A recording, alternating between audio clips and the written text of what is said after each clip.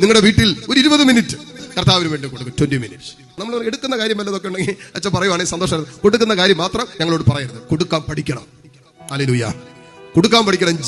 ജീവിതത്തിന്റെ സൗകര്യങ്ങള്, ജീവിതത്തിൽ ദൈവം തന്നത്, സമ്പാദ്യം, സൗകര്യങ്ങള്, കഴിവുകള്, മക്കള്, തലമുറകള് എല്ലാം ദൈവത്തിന് കൊടുക്കാൻ നമ്മൾ പഠിക്കണം. അത് കാശ് കൊടുക്കുന്ന കാര്യമല്ല ഇവിടെ പറഞ്ഞുകൊണ്ടിരിക്കുന്നത്. കാശൊക്കെ ഏറ്റവും ലീസ്റ്റ്. അത് ദൈവം തന്നതല്ല, അല്ല നമ്മൾ ഉണ്ടാക്കിയതാണ്. ദൈവം കഴിവ് തന്ന, ആരോഗ്യം തന്നുകൊണ്ട് നമുക്ക് കിട്ടി. അത്രേ ഉള്ളൂ. നിങ്ങളുടെ മക്കളെ, നിങ്ങളുടെ തലമുറകളെ സുവിശേഷത്തിന് വേണ്ടി, ദൈവരാജ്യത്തിന് വേണ്ടി കൊടുക്കണം. പോകട്ടെ, കർത്താവിനെ കുറിച്ച് കേട്ടിട്ടില്ലാത്ത ദേശങ്ങളിലേക്ക്, ഇടങ്ങളിലേക്ക്, കർത്താവിന്റെ സുവിശേഷം എത്തിയിട്ടില്ലാത്ത ജീവിതത്തിന്റെ കോണുകളിലേക്ക് നമ്മുടെ മക്കള്, നമ്മുടെ തലമുറകള് പോകട്ടെ സുവിശേഷമായിട്ട്. ഒരിക്കലും കണ്ടിട്ടില്ലാത്ത, കേട്ടിട്ടില്ലാത്ത ഒരു ദേശത്തേക്ക്, ഒരിക്കലും അറിഞ്ഞിട്ടില്ലാത്ത ഒരു ഭാഷയുടെ നടുവിലേക്ക് തോമാസ് ലീഹ വന്നതുകൊണ്ടല്ലേ നമ്മൾ ഇന്ന് വിശ്വാസികളായി, ക്രിസ്ത്യാനികളായി മാറിയതെങ്കിൽ നമുക്കൊരു ഉത്തരവാദിത്വമില്ലേ? യേശുവിനെ സ്വീകരിച്ച നമുക്കൊരു ദൗത്യമില്ലേ?